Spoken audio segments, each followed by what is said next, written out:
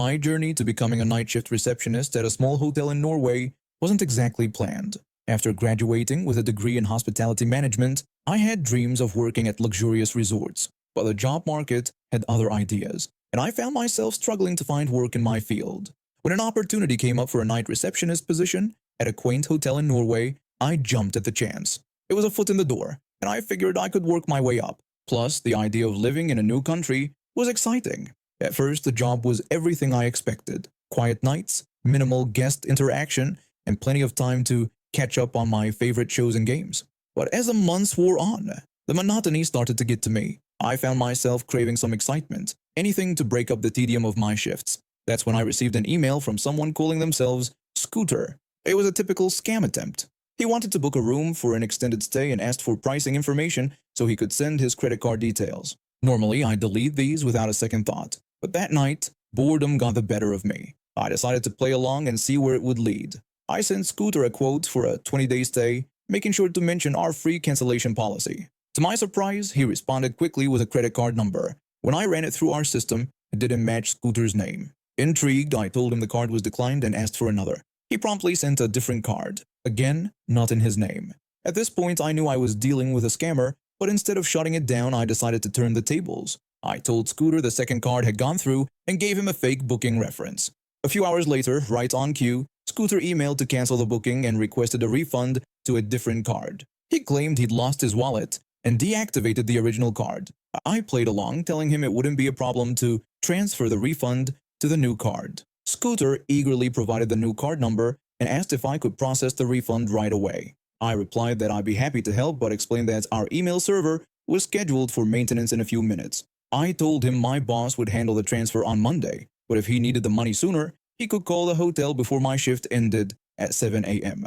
As expected, Scooter called almost immediately. I took down his new card details and phone number, assuring him the money would be in his account by noon.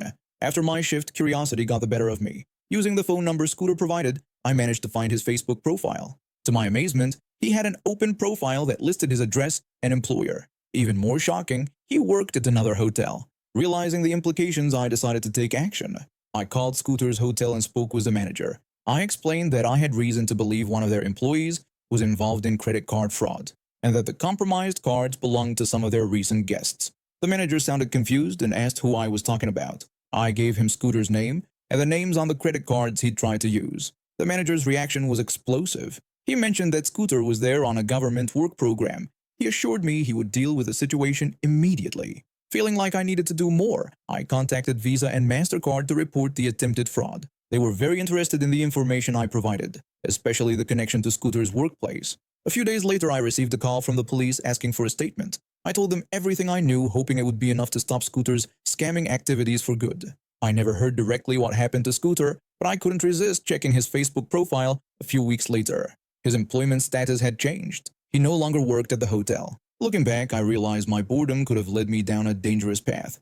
Playing along with a scammer isn't something I'd recommend, but in this case, it led to exposing a criminal and potentially protecting future victims. It certainly made for an unforgettable night shift, and a story I'll be telling for years to come. When I was in high school, my family moved to a small property on the outskirts of town in the Texas Panhandle. It wasn't much, but it had a nice little garden, a barn that doubled as a junk shed, and a small pond. We were excited about our new home, especially the pond. We decided to stock it with fish and make it our own little oasis. Little did we know, our new neighbors had other plans. The day we moved in, a couple from next door came over. They didn't introduce themselves or welcome us to the neighborhood. Instead, they launched into a speech about how the previous owners had let their kids run wild on our property. The entitled neighbors informed us that their children had always played in the barn and swam in the pond, and they expected that to continue. My dad tried to explain politely that this was now private property, and we couldn't have unsupervised children running around due to safety concerns. The neighbors insisted that the previous owners never had a problem with it and accused us of being unreasonable. My dad pointed out that we weren't the previous owners and mentioned that there weren't any fish in the pond before we stocked it, questioning what their kids had been fishing for. They left in a huff. The next morning, I woke up early to head to school. As I walked out the front door, I saw a young boy standing on our dock, peeing into the pond. I was so shocked I couldn't even speak. He saw me, grinned, and ran off. Things only got worse from there. We started finding dead rabbits in our driveway. At first, we thought it might be coyotes or other predators, but after a few days, I decided to take a closer look. The wounds weren't from animal bites, they were from BBs. My dad set up a stakeout, and sure enough, we caught the neighbor kids shooting rabbits on our property with BB guns. When my dad tried to confront them, they ran home. He went to their house to talk to their parents, but no one would answer the door. A few days later, we caught one of the kids peeing on our lettuce in the garden. We chased them out multiple times, cleaned up the trash they threw in the pond, and even had to put out fires they started. We put up no trespassing signs and called the police, but it didn't seem to make a difference. The kids even broke into our barn and stole some things. The final straw came on a warm summer day. My dad and sister decided to take a dip in the pond. Within half an hour, they came out screaming, covered in a red swollen rash. We rushed them to the ER, where they were diagnosed with a severe parasitic skin infection. The doctor said it could potentially spread to other tissues and even affect the brain if left untreated. As we were leaving the hospital, we saw the entitled neighbors piling into their car. My mom, trying to be a good neighbor despite everything, called out to warn them. She urged them to stay out of the pond, explaining that it wasn't safe. They ignored us completely, got in their car, and drove off. The very next day, we heard screams coming from the direction of the pond. After everything that had happened, after we'd explicitly warned them, they'd gone swimming anyway. My dad called their parents to let them know what had happened and to suggest they take the kids to the hospital. To our surprise, instead of being grateful for the information, they threatened to sue us for having a dangerous attraction on our property.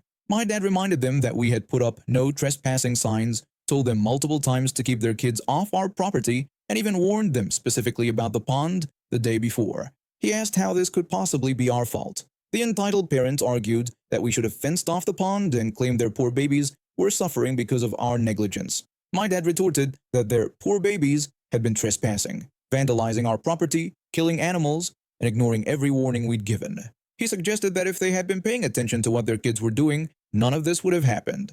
They hung up on us, but we didn't hear anything more about a lawsuit. I guess they realized they didn't have a leg to stand on. After that incident, the entitled neighbors seemed to finally get the message. We didn't see the kids on our property anymore, and the rabbit killing stopped. It was a relief to finally have some peace and quiet. My life was pretty normal before all this happened. I had a decent job as an accountant, a loving wife, and we were even thinking about starting a family. We'd been married for 5 years and things were going well. Sure, we had our ups and downs like any couple, but we were happy. Everything changed when my wife started hanging out with a new group of friends. At first, I didn't think much of it. She'd always been social, and I was glad she was making new connections.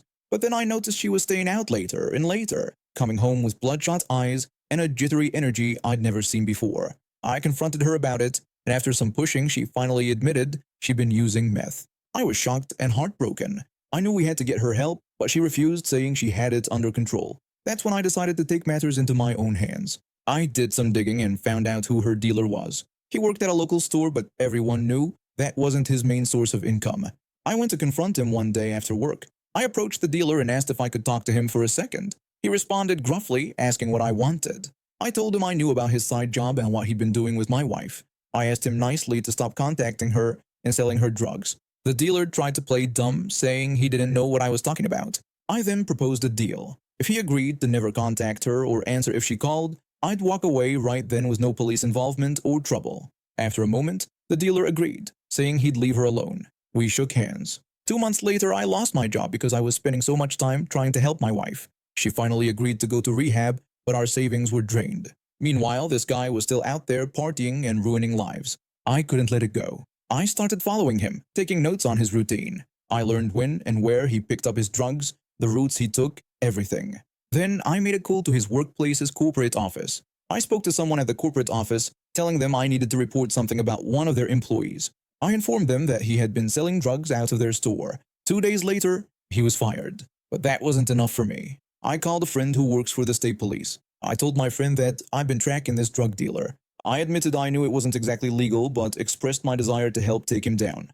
My friend advised against it, but said I wasn't breaking any laws. So I gave him all the information I had, including the fact that this guy regularly drove past an elementary school with drugs in his car. Oh, and his tags were expired. A few days later, he was pulled over in a school zone and arrested. He got sentenced to 12 years in prison. I wrote him a letter explaining everything I'd done. I wanted him to know why he lost his job, why he was arrested, and why he'd be spending over a decade behind bars. My wife eventually got clean and I tried to forgive her. I really did. But after 3 years of trying, I couldn't do it anymore. The trust was gone. We got divorced. It wasn't easy, and it didn't feel great right away. But now looking back, I don't regret what I did. That guy was a predator, targeting vulnerable women and even teenagers. He thought he could get away with it because he always had before. When he got out of prison 4 years ago, I saw him around town a few times. I tried to talk to him, but he always ran away. Eventually, he moved to a different city and got married to an older woman. I don't hold a grudge against him anymore. I feel like he got what he deserved. If he ever decides to come after me for revenge, I'm not too worried. I've moved on with my life, but I'll never forget what happened. Some people might say I went too far, that I should have let the police handle it from the start. But when you see someone you love being destroyed by drugs, when you see a dealer preying on people without any remorse, sometimes you have to take matters into your own hands. I'm not a hero, and I don't pretend to be. I did what I thought was right, and I'd do it again if I had to. On the very first day of high school, I met him. The guy who would make the next 4 years of my life a living nightmare. He was everything I wasn't. Tall, good-looking, and oozing confidence. From day one, he decided I was going to be his personal punching bag. As I walked into class, he sneered at me, mocking my backpack and suggesting my mother had picked it out for me. I tried to ignore him, but he wasn't having it. He stepped in front of me, blocking my path. He taunted me, asking if the cat had got my tongue. I quietly asked him to leave me alone, explaining that I just wanted to get to my seat. He responded by mocking me further, asking if I was going to cry like a baby. That was just the beginning. Every day brought new torments. He'd call me names, shove me in the hallways, and spread nasty rumors about me. Once, he even stole my lunch and dumped it in the trash right in front of me. He gloated about it, telling me I'd be going hungry that day and calling me a loser. I tried telling the teachers, but he was smart. He always made sure there were no witnesses, and his charm meant that most of the staff adored him. I was just a weird, quiet kid who was probably making it all up for attention. The worst was how he turned the whole class against me. By the end of the first month, I had no friends. Everyone was either too scared of him or thought it was funny to watch me squirm. One day, I finally worked up the courage to confront him. I asked him why he was doing this to me and what I had ever done to him. He just laughed. He told me he did it because it was fun and that I was an easy target. He suggested that if I wasn't such a pathetic loser, he might leave me alone. Those 4 years felt like 1,000 years. But finally, mercifully, high school ended. I moved to a different city for college, determined to reinvent myself. And you know what? It worked. I came out of my shell, made friends, and discovered a passion for dental medicine. By the time I graduated in 2016, I was a completely different person. I threw myself into my career, doing community outreach and building a network of colleagues I respected. Life was good, and I rarely thought about those painful high school days. Then came the Facebook invite to my high school's 50th anniversary reunion. I almost ignored it, but curiosity got the better of me. As I scrolled through the group, I saw his profile. My old tormentor hadn't fared so well in life, jumping from job to job, often unemployed and now involved in something illegal.